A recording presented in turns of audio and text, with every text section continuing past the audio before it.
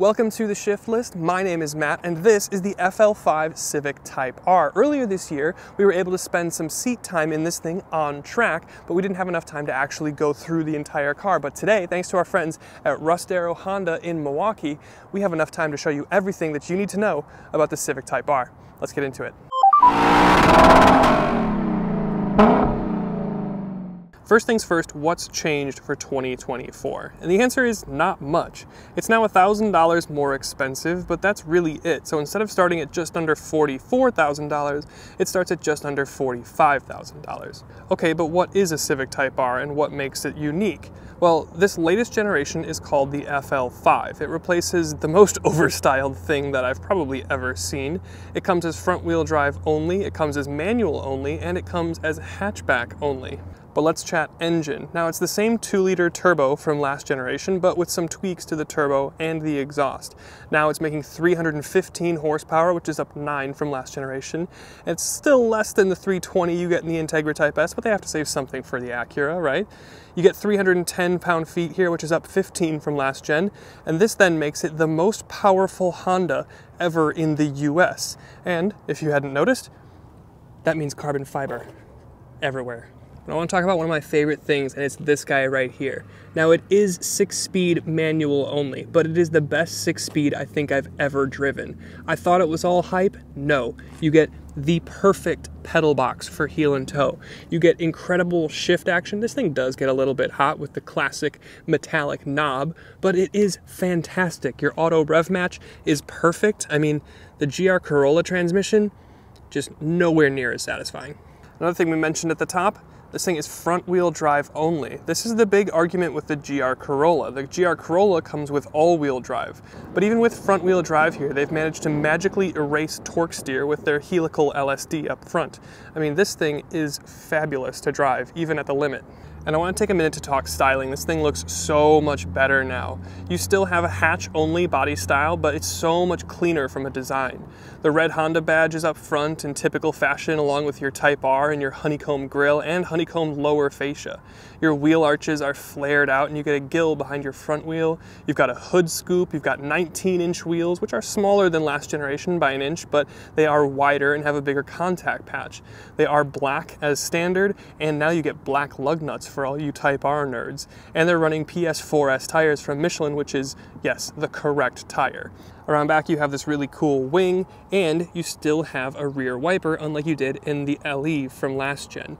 You've got a faux tail bar, which doesn't go all the way across, but it still looks pretty nice.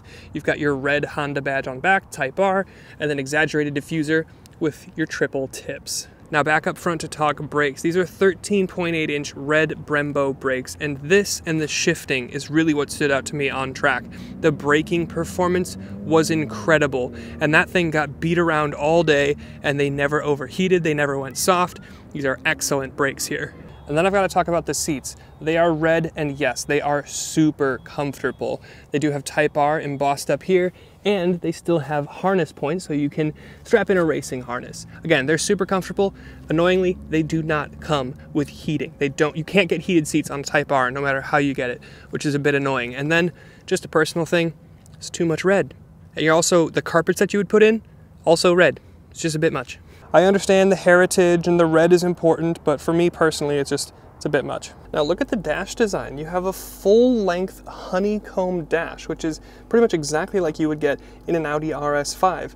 You have vent nipples that you can toggle everywhere, and you get a Type R badge with your serial number over here. I mean, this just makes it kind of cool and special. Down here you have a few drive modes. You have 3 different ones that you can choose from. You've got individual, sport, and comfort, or you can press this for plus R, which is the only way that really your digital cluster changes much.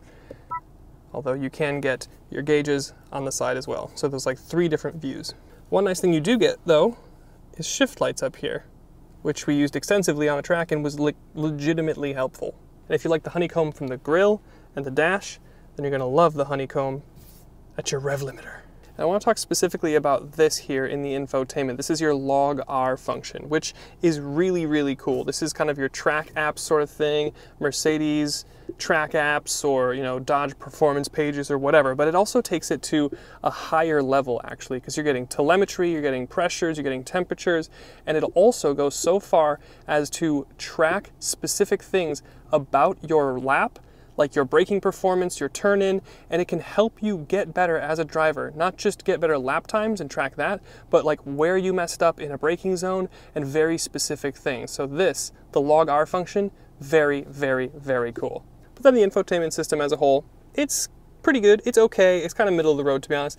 It's tablet style. It's a decent sized screen. You do get physical controls for your volume, song skip, home, back, nice stuff. It's fairly responsive. It's kind of middle of the road, but you do get wireless Apple CarPlay, which for me personally, that's really all I'm looking for. So that's all I need. And let's not forget the luxuries that you get, like a wireless charger. And then let's take a look at the rear seats. Whoops, they forgot to make the rear seats red. Actually, I kind of like it as black. They're pretty comfortable, they're cloth. You do get red for your seat belts, as well as your stitching and your floor carpet lining. But we'll step in. Again, I'm 6'1", sitting behind myself. I have several inches of knee room, which is pretty good. I can also see Type R, so I'm reminded that I'm in something cool. And headroom, it's a little tight on my crown with the hat, but I take that off and yeah, it's pretty good. It's still a Civic after all. Couple things though. No chargers, no vents, and only 2 seats because your cup holders deserve their own throne. And then your trunk is huge, massive hatchback. We've got a Prius that we're testing this week, also a hatchback, not even close. This thing is way bigger. And also the GR Corolla, smaller than this. And this also has the world's cleverest privacy cover. I mean, that's so simple and it's so nice. You can just, and it's out of the way. I don't have to fold anything. I don't have to lift up the floor mats to put it under there. This is awesome. And I don't usually do this, but I want to talk about just the general quality and feel that you get here, because this is noticeably different and better than you're getting from really anywhere in the segment. The materials, the build, the quality, it's just all slapped together really, really well. This is worlds better than a WRX. This is miles better than the GR Corolla interior. The closest thing that I could think of is a Hyundai Elantra N, but I still think this is probably a bit nicer. Maybe it's just visually, maybe it's the materials as well, but this just feels nice. I know it's a Civic, but it feels better. And finally, we'll talk about price. Now this thing for 2024 jumps up $1,000 from 2023. So now it starts at just under $45 versus just under $44. There are 5 colors that you can get, and the black and red are free. Personally, I always thought I was a championship white guy, but this Boost Blue, this looks pretty awesome. Now we don't have a chance to drive this specific car, but like I mentioned before, I did drive a championship white Type R around track in Texas earlier this year, so let's cut to that footage, and I apologize for some of the camera angles. There was a very particular safety guy that didn't like my mounting setup, but here it is on track regardless. All right, we are on our out lap in the new Type R.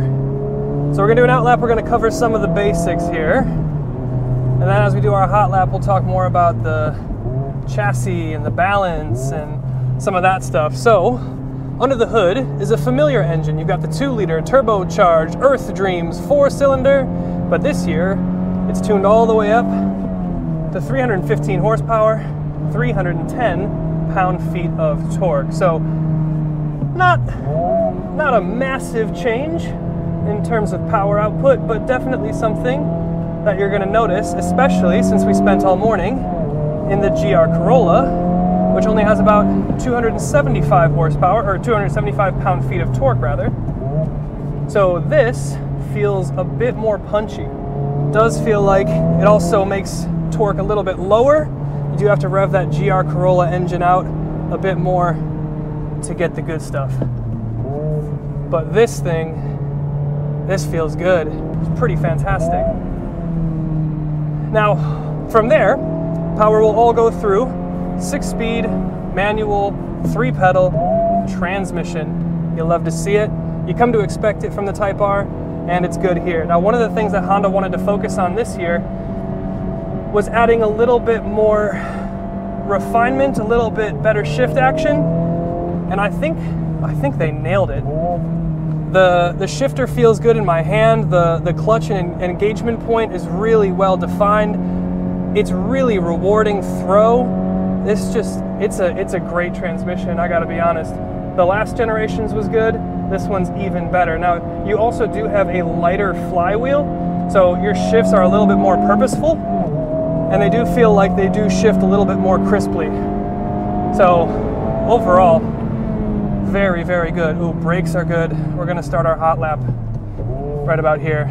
Now, before we do, I will mention, it's a new or revised Helical LSD on the front end here.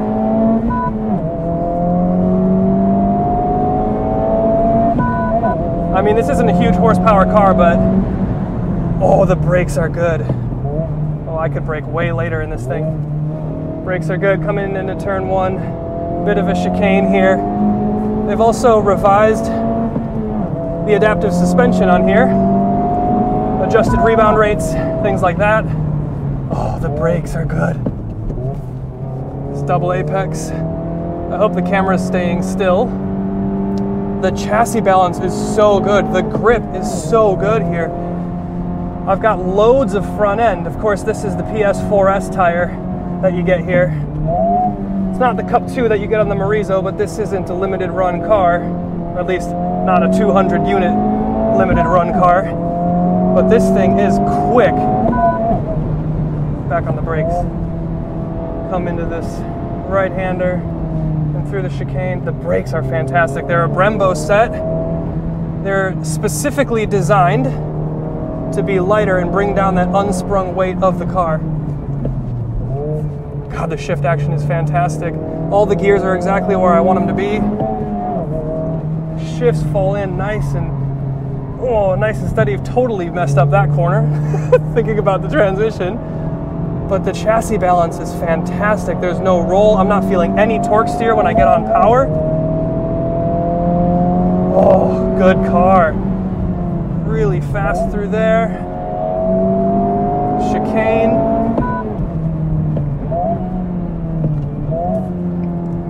Good balance here.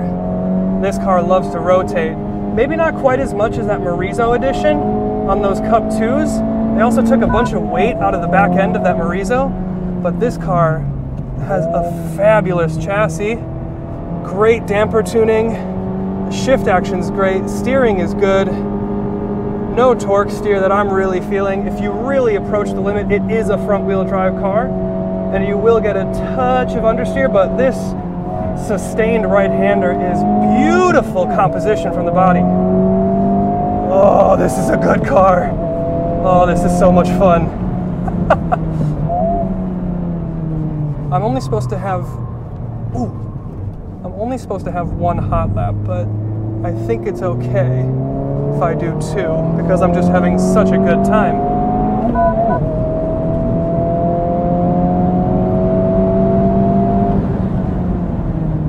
So those are the 17 things you need to know about the new Civic Type R. And I'll be honest, before I drove either this or the GR Corolla, I kind of leaned a little bit more towards the Toyota side. The 3-cylinder had a little bit of charm and weirdness. It was all-wheel drive, which helps in the Wisconsin winters. But once I got both of these things on track, it was a clear winner for the Civic. So thank you again to our friends at Russ Darrow Honda in Milwaukee, Wisconsin for letting us have some time with their Boost Blue Type R, and we'll see you in the next one.